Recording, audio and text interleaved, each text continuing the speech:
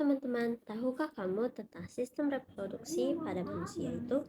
Di video ini, saya akan membahas tentang sistem reproduksi pada manusia. Sistem ini adalah bagian penting dari tubuh kita karena berperan dalam membentukkan keturunan.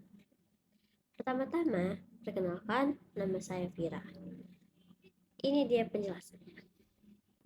Sistem reproduksi manusia terdiri dari organ-organ khusus yang bekerja untuk menghasilkan sel-sel reproduksi, yaitu sel telur pada wanita dan sel sperma pada pria. Saat sel-sel ini bertemu dan bersatu, proses pembuahan dapat terjadi. Tapi, bagaimana sebenarnya proses ini berlangsung? Yuk kita lihat dulu perbedaan antara sistem reproduksi pria dan sistem reproduksi wanita. Pertama-tama, kita bahas sistem reproduksi pria. Sistem ini meliputi beberapa organ penting, diantaranya testis, vas deferens, dan penis. Testis adalah organ yang menghasilkan sel sperma dan hormon testosteron. Sel sperma ini lalu dibawa melalui saluran yang disebut vas deferens menuju penis. Disinilah sperma dikeluarkan dari tubuh pria saat proses ejakulasi. Selanjutnya, kita akan membahas sistem reproduksi wanita. Sistem ini lebih kompleks dan memiliki beberapa organ utama, seperti ovarium, tuba falopi, rahim, dan vagina. Ovarium adalah tempat di mana sel telur dihasilkan setiap bulan. Setelah matang, sel telur akan bergerak melalui tuba falopi menuju rahim. Jika ada sperma yang bertemu dengan sel telur di tuba falopi, pembuahan bisa terjadi, dan sel yang telah dibuahi akan menempel pada dinding rahim untuk berkembang menjadi janin. Jadi, bagaimana sih proses pembuahan itu terjadi? Jika sperma dari pria berhasil mencapai tuba falopi wanita yang bertemu dengan sel telur, pembuahan dapat terjadi. Sel yang telah dibuahi ini akan menjadi zigot dan terus berkembang. Zigot kemudian bergerak menuju rahim dan menempel di dinding rahim, di mana ia akan berkembang menjadi janin.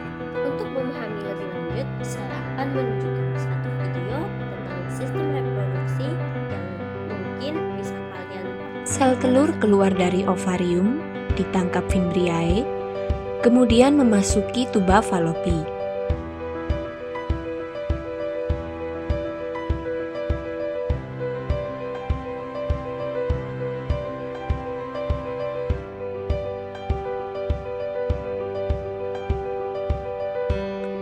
Jutaan sperma dihasilkan dalam sekali ejakulasi saat puncak senggama. Sesaat setelah dipancarkan di dalam mulut rahim, sel sperma bergerak ke rongga rahim untuk mencari sel telur yang matang dan siap untuk dibuahi. Dari jutaan sperma yang dipancarkan, hanya beberapa yang dapat bertahan hidup mencapai indung telur, dan hanya satu yang dapat mencapai dan hidup di indung telur. Sperma kemudian mempenetrasi ke dalam sel dinding telur, kemudian mengkombinasikan materi genetiknya dengan sel telur dalam proses yang disebut pembuahan. Sel telur yang telah mengalami pembuahan selama perjalanannya menuju rahim, zigot akan mengalami beberapa perubahan.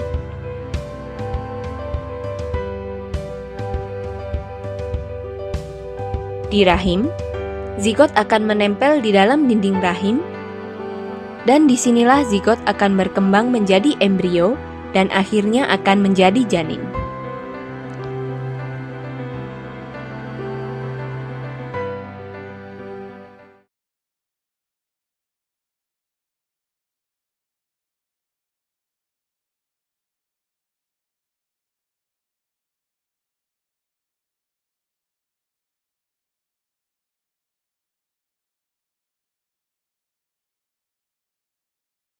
Jadi, itulah gambaran umum tentang sistem reproduksi manusia, dari organ-organ yang berperan hingga proses pembuahan yang dapat menghasilkan kehidupan baru.